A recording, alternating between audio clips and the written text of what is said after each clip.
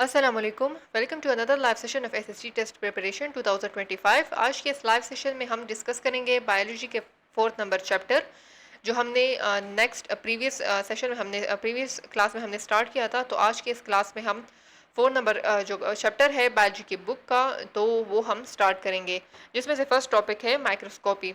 Start इसके intro में है कि all organism are made up of cell. The cell is the structural and functional unit of living organism. Living organism की composition हुई है cell से, जो कि बेसिक स्ट्रक्चरल और फंक्शनल यूनिट है लिविंग ऑर्गेनिज्म का।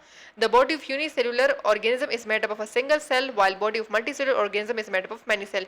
यूनिसेल्युलर ऑर्गेनिज्म की जो कंपोजिशन है उसमें से एक सिंगल सेल है, it consist on single cell, जबकि मल्टीसेलुलर ऑर्गेनिज्म जो है it consist on many sales.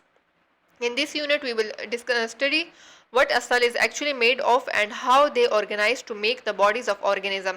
इस चैप्टर में हम क्या डिस्कस करेंगे? हम सेल को डिस्कस करेंगे, हम सेल के बारे में स्टडी करेंगे और उसकी ऑर्गेनाइजेशन के बारे में कि कैसे उससे ऑर्गेनिज्म की फॉर्मेशन होती है। So before going into the detail of a cell, we will study the instrument which help scientist to discover this detail. सबसे पहले हम इसकी वो इंस्ट्रूमेंट्स पढ़ेंगे जिसकी वजह से सेल की डिस्कवरी और डिफरेंट जो सेल की डिफरेंट फंक्शन है, जो इसके डिफरेंट प्रोसेसेस हैं, सो उनकी डिस्कवरी जिन इंस्ट्रूमेंट्स के थ्रू हुई, सबसे पहले हम उनको डिस्कस करेंगे, जिसमें से फर्स्ट है माइक्रोस्कोप और microscopy. So microscopy is the use of microscope is called microscopy. Microscopy किसको कहते हैं? यानी माइक्रोस्कोप की यूज करने के प्रोसेस को हम कहते हैं microscopy. First microscope was develop by Zacharias Janssen. Zacharias Janssen जो है इसने फर्स्ट माइक्रोस्कोप को डिस्कवर्ड किया था इन हॉलैंड 1595 में इसने फर्स्ट माइक्रोस्कोप जो है उसको डिवेल्प किया था। It was simply a tube with lenses at each and. It's magnification range from 3x to 9x। ये फर्स्ट माइक्रोस्कोप था का जो सिंपल एक ट्यूब था जिसमें लेंसेज थी और जो जिसकी मैग्निफिकेशन पावर जो है वो 3 टाइम्स से लेकर 9x टाइम्स थी। यानी वो एक ऑब्जेक्ट को 3 टाइम्स से लेकर 9 टाइम्स तक उसकी मैग्नीफाई कर सकता था। फिर उसके बाद Anton van Leeuwenhoek 1632 to 1723 a Dutch scientist made a much better microscope and observed small organism under it. फिर उसके बाद लिवनहुक जो है उसने माइक्रोस्कोप पर काम किया और उसने स्मॉल ऑर्गेनिज्म को डिस्कवर किया। The magnification power of Leeuwenhoek microscope was more than 250x। जो माइक्रोस्कोप लिवनहुक ने डिस्कवर किया था उसकी मैग्निफिकेशन पावर जो है वो 250 से x से भी ज़्यादा थी। He is considered to be the first microscopist. उसको एंटोन वॉन लिवनहुक को फर्स्ट माइक्रोस्कोपिस्ट भी कहा जाता है। देन ये नेक्स्ट जो ये पॉइंट है कि Leeuwenhoek made many discoveries using this microscope. He was the first to see and describe bacteria and other microscope in a drop of water. So जो वो कौन से पहले साइंटिस्ट थे जिसने बैक्टीरिया को डिस्क्राइब किया था ड्रॉप ऑफ वाटर में या दूसरे माइक्रो ऑर्गेनिज्म की डिस्क्रिप्शन दी थी? So this was Anton von Leeuwenhoek. So ये जो है बहुत ज़्यादा इंपॉर्टेंट है एमसीक्यू के according, that the first scientist Anton von Leeuwenhoek describe bacteria and other microorganism in a drop of water। Magnification and resolution. Next जो point है वो है मैग्निफिकेशन किसे कहते हैं और resolution. When we see things under a microscope its image size increases many time. जब हम किसी भी माइक्रो ऑब्जेक्ट को माइक्रोस्कोप में देखते हैं तो उसका इमेज का जो साइज है वो इंक्रीज हो जाता है बहुत ज़्यादा टाइम उसके ओरिजिनल साइज से।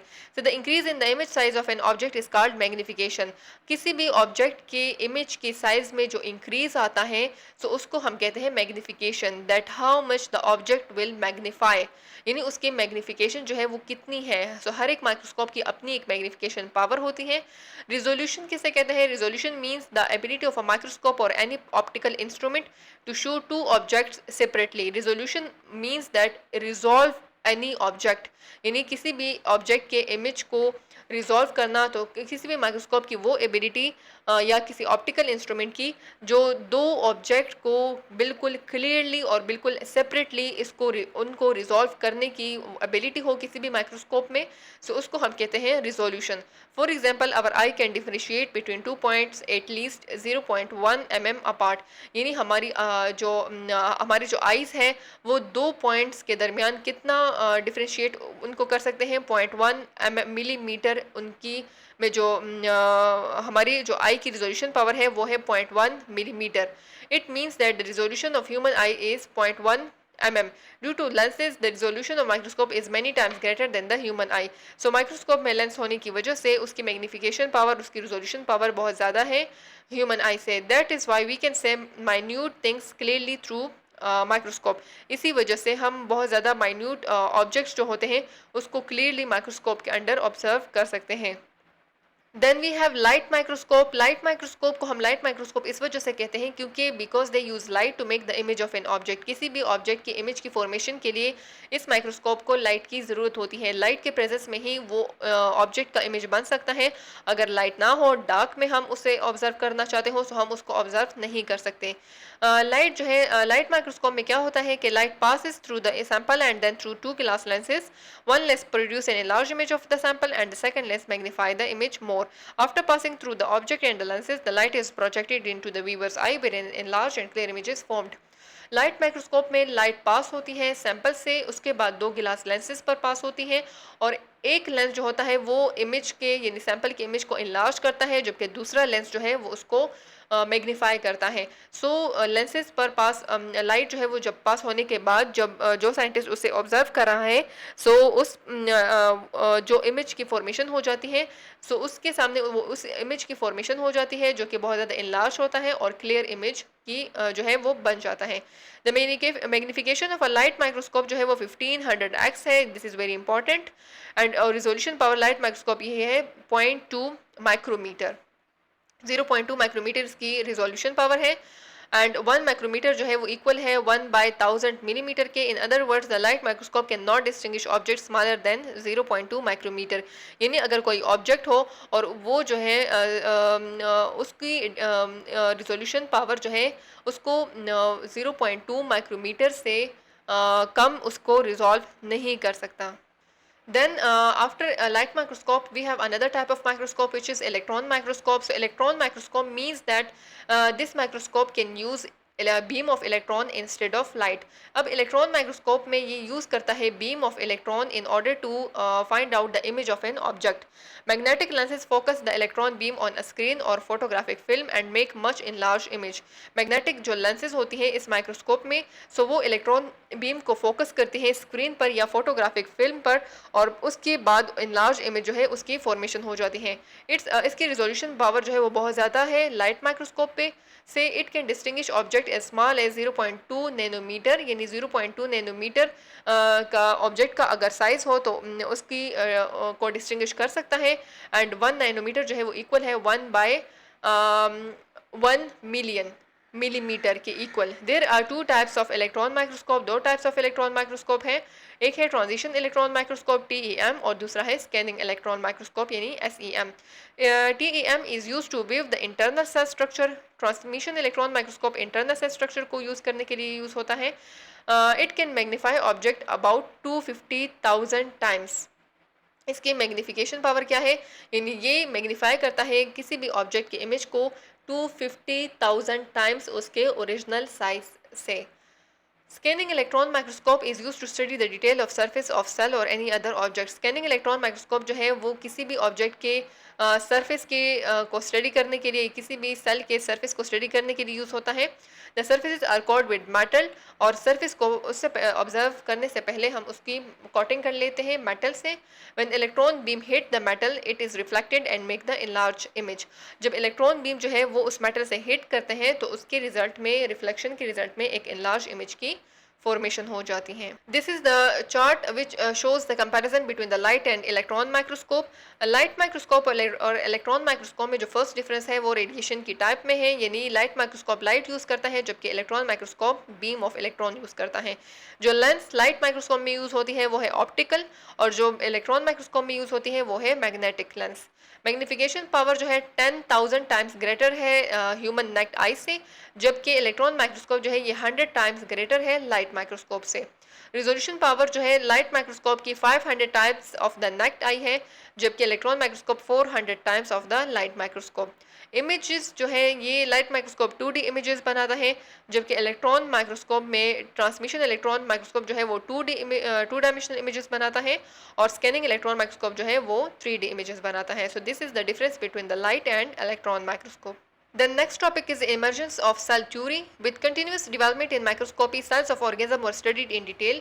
Here we will see the historical steps that resulted in the emergence of a theory called cell theory. Microscope में डेवलपमेंट के साथ साथ सेल की डिस्कवरी भी हो रही थी, क्योंकि माइक्रोस्कोप में डिफरेंट सेल्स को स्टडी कर रहे थे, तो उसके साथ साथ सेल थ्योरी की डिस्कवरी भी होगी. 1665 में Robert Hooke, an English scientist है, was the first person to observe cells with a small microscope. Robert Hooke जो है ये फर्स्ट साइंटिस्ट है 1665 में, जिसने स्मॉल माइक्रोस्कोप के थ्रू जो है सेल्स को ऑब्जर्व किया था. He was able to magnify thin slices of cork 30 times and was able to see individual cork cell. उसने माइक्रोस्कोप के through thin slices of cork जो है उसको मैग्नीफाई किया था 30 टाइम्स, और वो जो है उसने इंडिविजुअल कोर्क सेल को he was able to see the individual cork cell. So advancement in microscopy have helped the research in biological sciences and other related fields. Diagnosis of many diseases such as malaria and large number of bacterial infection is now done through the use of microscopy. Electron microscopy जो है ये भी different tissues की screening के लिए use होता है, various structure को study करने के लिए, diagnosis और treatment के purposes के लिए. Inside the human body, more than 204 million patient tested by microscopic examination in 2016. So microscopy की में एडवांसमेंट होने की वजह से हम जो डिफरेंट डिजीज़ हैं जैसे कि मलेरिया है या डिफरेंट और बैक्टीरियल इन्फेक्शन है, उसकी ट्रीटमेंट और उसकी डायग्नोसिस जो है वो बहुत ज़्यादा आसान हो गई है because of the increase in the advancement in microscopy. Then around the same time, the Dutch scientist Anton van Leeuwenhoek made a much more powerful microscope. He magnified pond water 300 times and saw tiny unicellular creature in it.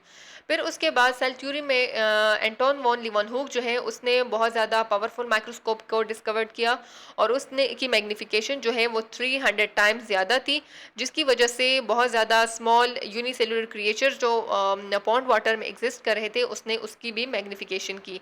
He called this creature as एनिमलक्यूलस.